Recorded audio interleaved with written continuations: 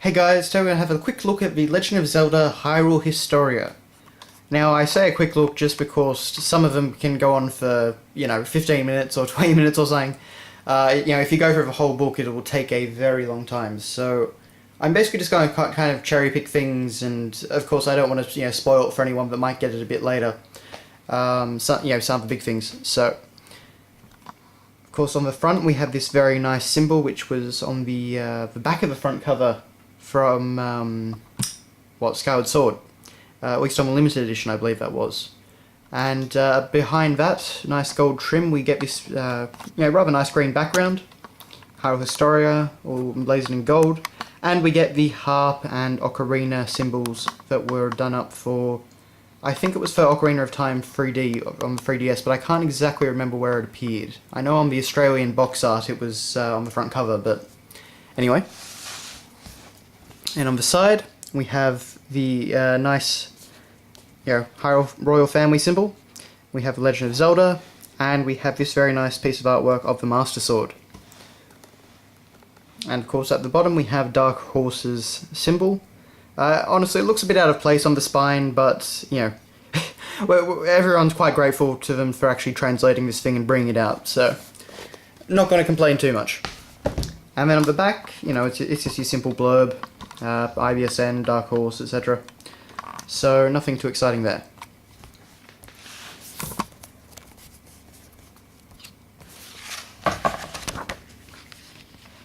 So for the first two pages, we actually get this great spread of the scene from the beginning of Skyward Sword, where the goddess Hylia is showing all the racers, standing beside all the racers as they battle Demise.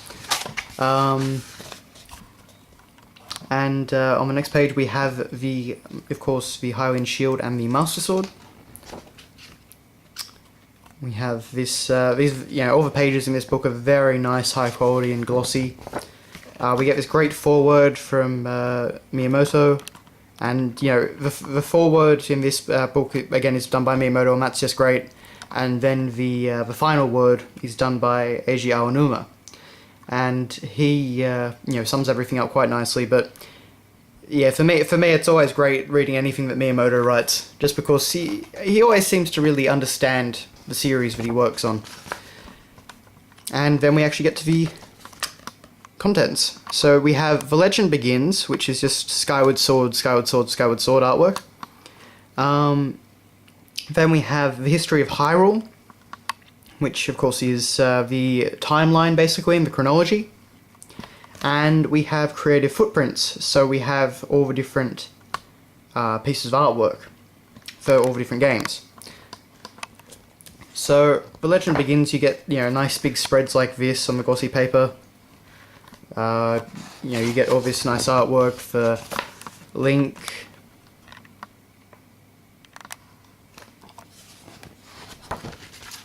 There's Princess Zelda, or Zelda rather, not Princess. Needless to say, this book does contain spoilers for every single Zelda game, but it is, I think, really made for the fans that have played every game and try and put all this stuff together in the timeline and stuff like that. But so the Skyward Sword artwork goes on for ages, and it covers pretty much everything.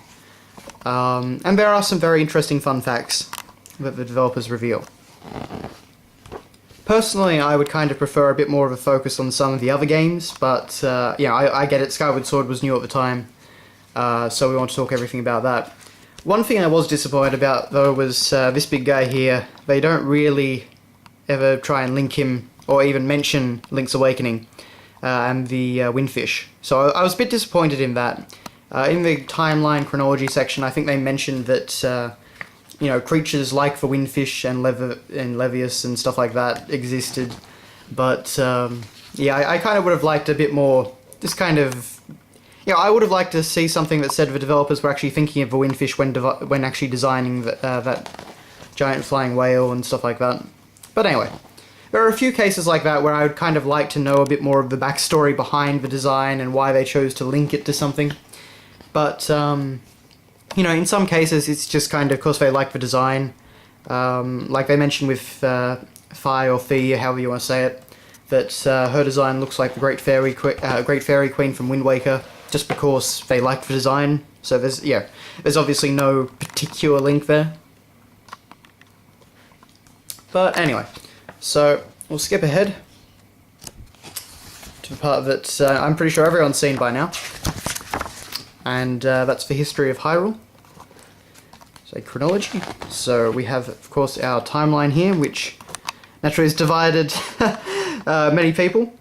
I'm personally pretty happy with it. It honestly makes a lot of sense to me that the timeline does branch in three ways, because, Ocarina of Time was supposed to be the imprisoning war, and the only way, the Link to the Past description of the imprisoning war really works is if Link isn't there. So, this book does note that the hero's defeat is actually at the hands of Ganondorf. It's in that final battle. It's not just, anywhere. So he didn't just die to an Octorok or a Skulltula or something. So that was kind of nice to have that clarification at least. But so I guess you can just see A Link to the Past as an alternate branch from the adult timeline. Basically what would have happened if Ganondorf had kind of, defeated Link and kept going. And honestly, you look at the timeline here, in some ways that's possibly a bit of a happier timeline. But anyway, so there is some very cool stuff here. It does elaborate on things to a fair degree. We don't get much stuff about other games. You can see here that it doesn't refer to BS Zelda or Link's crossbow training or any of that, which is probably for the best, honestly. But it goes for everything in good detail. It tells you the story, and it will hint at a few different things. So, and of course, it tells you things about Rauru, creating the Temple of Time and stuff like that. So there is lots of interesting stuff.